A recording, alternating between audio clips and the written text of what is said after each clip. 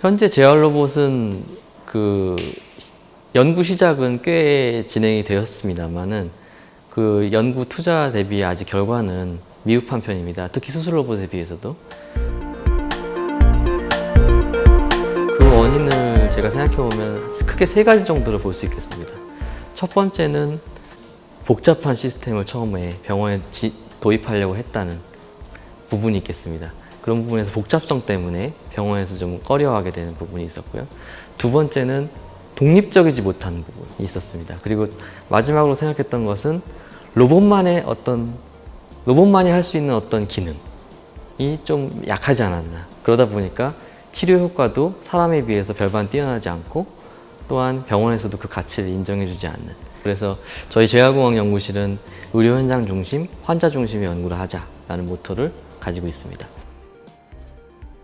우선 상지 부분을 집중해서 우리가 어떻게 로봇이 훈련을 디자인할 수 있겠는가라는 부분에 대한 연구를 하고 있고요.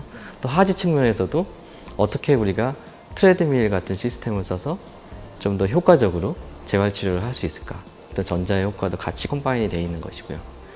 그리고 마지막으로 이제 브레인 매핑이라고 하는 기술을 써서 뇌의 변화를 우리가 모니터링하고 그걸 실시간으로 모니터링하면서 이 사람이 어떻게 변화하고 있다는 걸 보면 우리가 굉장히 더 효과적인 재활치료를 로봇 스스로가 플래닝할 수 있지 않을까라는 아이디어를 가지고 뇌매핑 기술과 로봇과의 연계를 추구하고 있습니다. 이제 뻗는 동작을 했을 때 그때까지 소요되는 그 시간하고 이제 그 타겟까지의 거리 그리고 타겟의 크기를 가지고서 이제 어떤 관계식을 만들어낼 수 있어서 뇌졸중 환자분들의 뻗는 그 운동의 재활을 도와줄 수 있는 프로토콜을 개발을 하려고 지금 그와 관련돼서 지금 연구 진행 중에 있습니다.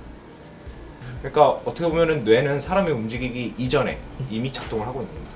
그래서 이제 이 움직임 의도를 미리 파악을 할 수 있으면은 뭐 뇌졸중이나 이런 병변이 생겨서 실제로 팔을 잘 못 움직이시는 분들이 계시면은 그런 분들이 이제 팔을 움직이고 싶다는 생각을 했을 때 로봇으로 이제 이 팔을 실제로 움직여주는 거죠. 그 다리의 각도, 무릎 각도를 측정할 수 있는 센서 시스템을 개발한 것을 테스트해보기 위해서입니다.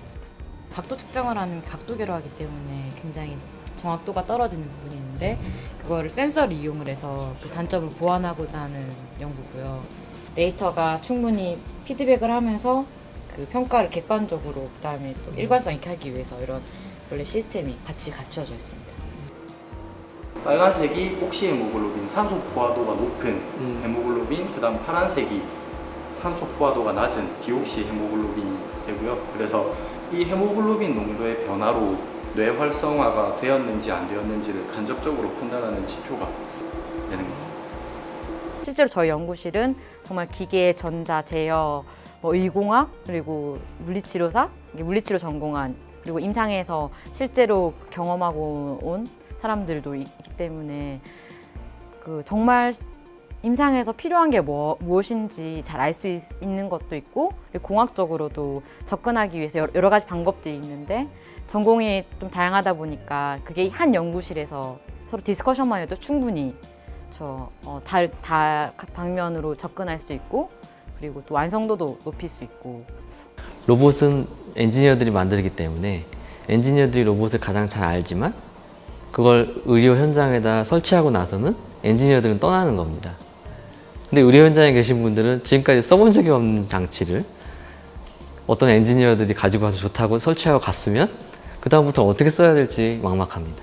그 두 가지가 충돌이 일어나기 때문에 결국은 로봇이나 로봇 어떤 시스템이 재활 시스템이 굉장히 의료 현장에 잘 쓰이려면 의료인들이 충분히 잘 쓸 수 있는 수준 혹은 그거보다도 더 일반인도 쓸 수 있는 수준이 되어야지만이 정말 큰 시장을 형성할 수 있을 거라고 생각합니다.